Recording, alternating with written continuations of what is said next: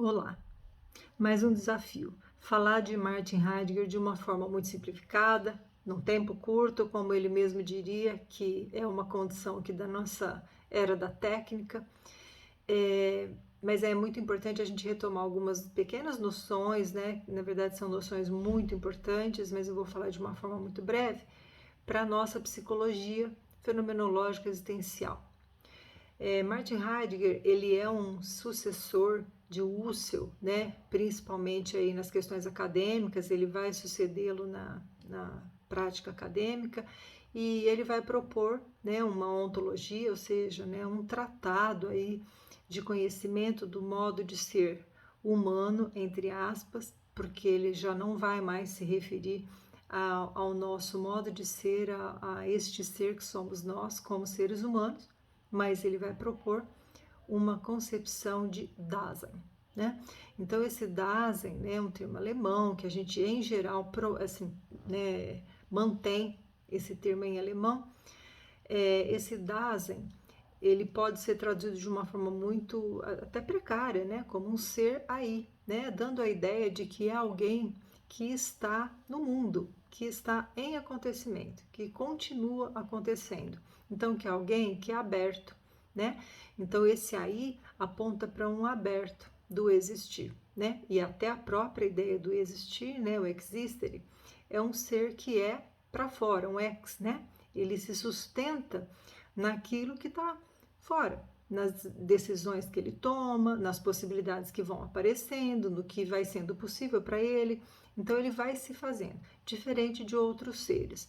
É por isso que Heidegger vai se apoiar no método fenomenológico de Husserl, porque o método das ciências naturais, com seus determinismos e estabelecimento de relações de causa e efeito, não vão mais fazer sentido, já que a gente está falando de alguém que não é determinado por absolutamente nada.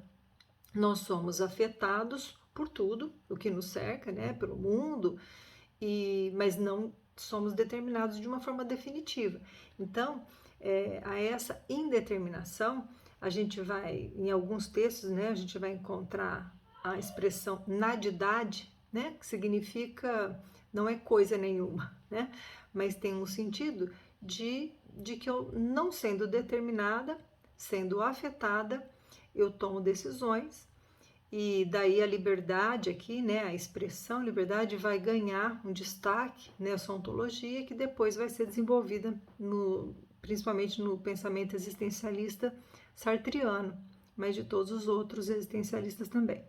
Bom, então noções importantes quando a gente fala aqui, né, do Dasein, né, dessa ontologia heideggeriana, é também a noção de angústia, que ele vai desenvolver, que era uma noção que já tinha sido proposta lá atrás por Kierkegaard, né? E ele vai retomar aqui e vai dizer que essa é uma condição que nos funda, entre aspas, né? É uma condição ontológica, ela é própria do nosso existir. Então, a angústia, ela não é uma doença, ela não é uma característica, ela não é algo substancial, ela não é algo que possa ser explicado, mas ela é algo que nos constitui.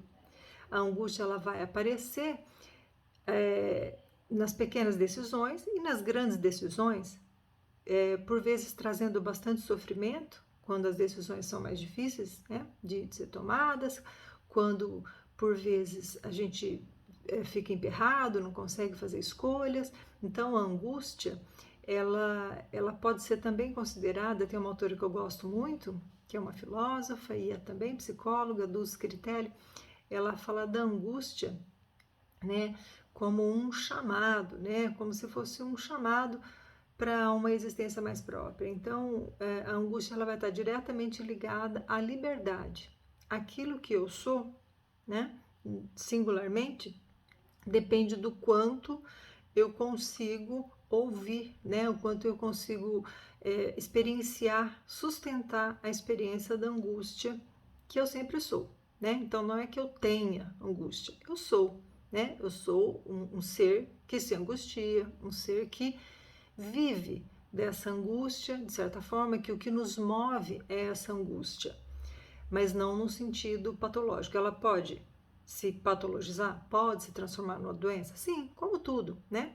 Todas as nossas condições, elas podem, acentuadas, se tornar patológicas, né? Então, a angústia em si, ela não é patológica, ela nos move. Bem, então essa angústia vai estar diretamente ligada à nossa condição também de liberdade. E a liberdade aqui é muito importante que se diga que não é fazer o que se quer, mas é decidir sobre aquilo que é possível, né? Então eu vou estar sempre diante de possibilidades, sempre, sempre, sempre, sempre.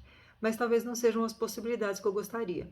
E diante das possibilidades que eu tenho, algumas se tornam possíveis, viáveis, para que eu possa fazer as minhas decisões. E desse modo eu vou me fazendo, eu vou acontecendo como Dasein, como ser no mundo, e eu sou sempre no mundo com os outros. Então a minha compreensão como parceira, como acompanhada pelos outros, ela é fundamental nessa ontologia.